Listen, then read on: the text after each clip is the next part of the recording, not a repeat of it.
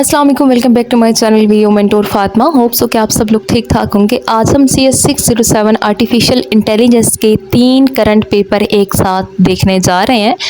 इन 3 current paper में मौजूद जो टॉपिक्स हैं और ये जो क्वेश्चंस हैं, इनको करने के बाद लास्ट में मैं आपको बताऊंगी इम्पोर्टेंट टॉपिक्स। अगर आप लोग ये वाले क्वेश्चन करंट पेपर वाले और साथ में जो इम्पोर्टेंट टॉपिक्स लास्ट में दिए हुए हैं, ये सारे अगर आप लोग कर लेते हैं, ये गिने चुने चंद एक टॉपिक्स हैं जो रिपीट हो रहे हैं, तो ये मोस्ट इम्पोर्टेंट है। अगर आप लोग ये भी कर लेते हैं जस्ट, तो इंशाल्लाह आपका पेपर बहुत अच्छा हो जाएगा।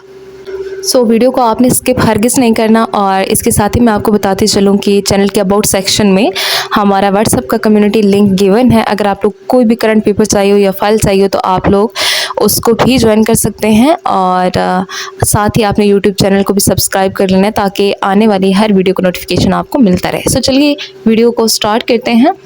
CS 607 पेपर 1 पहला पेपर है, तो इसमें हम देखते हैं कि स्टूडेंट ने क्या बताया। स्टूडेंट के रिव्यूज़ होते हैं ये।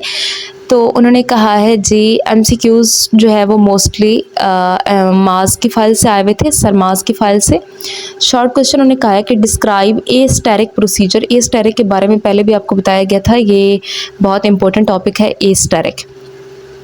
तो यहाँ से पहला क्वेश्चन आया और साथ में इट्स अंडर एस्टिमेट, ये भी साथ में इसके अंडर एस्टिमेट्स भी बतानी थी। सेकंड शॉर्ट क्वेश्चन है, मिन एंड मैक्स डायग्राम दी हुई थी और इसको फिल करना था। लॉन्ग क्वेश्चन में क्या है कि certain and fuzzy and are uncertain facts, ये इनके बारे में उन्होंने पूछा हुआ था। और कुछ पेपर्स में उन्होंने एक टेबल दिया हुआ था और साथ में स्टेटमेंट्स दे के पूछा हुआ था कि ये क्या है। कहीं पर उन्होंने डेफिनेशन दे दी, दोनों की डिफरेंस दे दिया इस तरह से ना। तो इसमें जितने भी फैक्ट्स की टाइप्स है ना, ये भी आपको आनी चाहिए। शॉर्ट में वो जस्ट फैक्ट की टाइप्स भी आपसे पूछ सकते हैं। सो इनकी आपको हर तरह से इनकी समझ होनी चाहिए कि अगर टेबल में आ जाता है तो भी आप लोग कर सकें, और अगर एक्सप्लेन करना आ गया तो भी आप लोग कर सकें, और अगर जस्ट आपसे नाम भी पूछे जाए तो आपको आते हैं। नेक्स्ट जो लॉन्ग क्वेश्चन है second, what we can expect behaviour of machine that is artificial strong. Second paper की बात की जाए तो ये भी स्टूडेंट ने कहा है कि अच्छा हो गया है, और इन्होंने भी सेम वही कहा कि सरमास की फ़ाइल से MCQs थे और वो भी 90% MCQs वहीं से थे। इस वीडियो में इस फाइल को भी मैं कवर करवाने जा रही हूँ। आपने सर्च कर लेना है चैनल पर, या आपने चैनल को सब्सक्राइब कर लेना है ताकि आपको नोटिफिकेशन खुद ही मिल जाए। तो सेकंड स्टूडेंट ने भी कहा है कि वहीं से MCQs आए हुए थे। और शॉर्ट क्वेश्चन के बारे में उन्होंने बताया कि perception, weak AI and strong AI, और inductive and deductive reasoning. Short में ये 3 इनके थे, परसेप्शन और वीक एंड स्ट्रॉन्ग AI एक क्वेश्चन था, और दूसरा इंडक्टिव और डिडक्टिव का था। सेकंड जो है लॉन्ग क्वेश्चन, वो था क्वीन वाला लॉन्ग आया हुआ था, और मिन और मैक्स वैल्यू राइट करनी थी ट्री की। नेक्स्ट पेपर नंबर 3 है। शॉर्ट क्वेश्चन के बारे में उन्होंने बताया कि सिंपल सर्च एल्गोरिदम को BFS और DFS में कन्वर्ट कर सकते हैं। उन्होंने क्वेश्चन कुछ इस तरह से किया हुआ था कि सिंपल सर्च एल्गोरिदम अगर हो तो क्या हम उसको BFS और DFS में कन्वर्ट कर सकते हैं, और अगर कर सकते हैं तो जस्टिफाई करें आंसर को, यानी कि अगर करना है तो क्यों करना है, कैसे करेंगे, ETC थोड़ा अपने आंसर को जस्टिफाई करना था। सेकंड क्वेश्चन क्या था कि टेबल गिवन था और स्टेटमेंट भी गिवन थी, और बताना था कि फजी फैक्ट्स की स्टेटमेंट है या अनसर्टन की।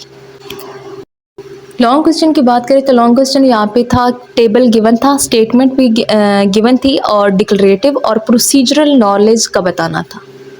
ऊपर सर्टन और फजी फैक्ट्स के बारे में ये जो टॉपिक है, इसके MCQs भी आए हुए थे, और इसके बारे में जो है वो शॉर्ट क्वेश्चन भी आया हुआ था, वो भी टेबल गिवन था, और जस्ट आपने उनका नेम बताने थे फाइंड आउट करके। और ये लॉन्ग क्वेश्चन था 5 मार्क्स का, 5 स्टेटमेंट्स गिवन थी, और बताना था कि डिक्लेरेटिव कौन सी है और प्रोसीजरल नॉलेज की स्टेटमेंट कौन सी है। और ये बहुत ही ईजी कॉन्सेप्ट है ये सारे। जो सेकंड लॉन्ग क्वेश्चन था वो था weak and strong AI with real life example. इन दोनों में डिफरेंस बताना था, और साथ में उन्होंने कहा था कि रियल लाइफ से एग्जांपल देके बताएं कि इन दोनों में क्या डिफरेंस है। तो ये वीक की स्पेलिंग यहाँ पे गलत लिखे हुए। तो वीक और जो स्ट्रॉन्ग एआई है, वीक जो मशीन में होती है ना इंटेलिजेंस, वो होती है, और स्ट्रॉन्ग वो होती है जो इंसान की ज़हानत होती है। तो इनमें मेन डिफरेंस आपकी बुक में भी दिया हुआ है, एक बड़ी अच्छी एग्जांपल उन्होंने वहाँ पे गिवन की हुई है। और वो एग्जांपल ये है कि अगर कोई इंसान होता है तो वो पानी में गिर रहा होता है तो वो अपनी जान खुद बचाने की कोशिश करता है, लेकिन जो मशीन होती है उसको अगर पानी में फेंका जाए ना तो चूँकि वो तो एक मशीन है, उसको तो नहीं पता ना, तो उसको अगर पानी में फेंका जाएगा तो वो अपनी जान यानी खुद को बचाने की कोशिश नहीं करेगी, वो ऐसे ही उसमें गिर पड़ेगी।